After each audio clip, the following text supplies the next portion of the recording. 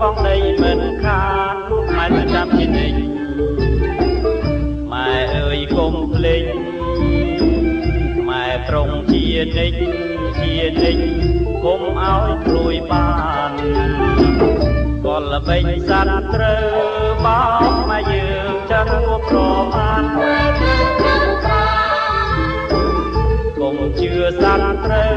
ថាស្រឡាញ់យើងដោយស្មោះស្ម័គ្រណាបងប្អូនស្រីម៉ែត្រូវមានមីម៉ែចង់ស្មារតីស្មារតី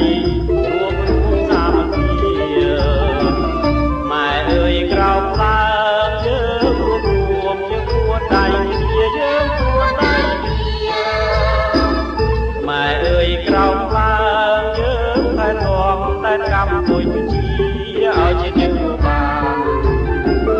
ម៉ែស្មានគ្រប់ប្រាណ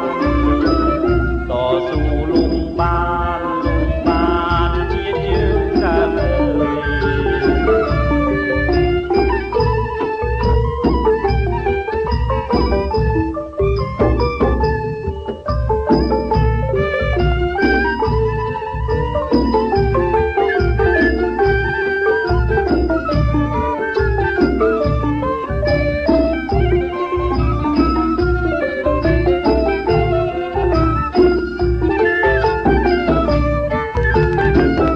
បើខ្មែរបែកបាំង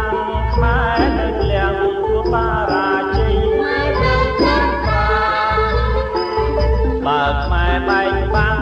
ខ្មែរយើងចាំបងដីមិនខានខ្មែរតែចាំជានិច្ច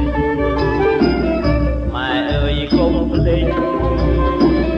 ម៉ែប្រុងជានិច្ចជានិច្ចកុំឲ្យព្រួយបានក៏ល្បិចសត្វត្រូវបោកមកយើងចាស់គួរប្រមាណកុំជឿសត្វត្រូវថាស្រឡាញ់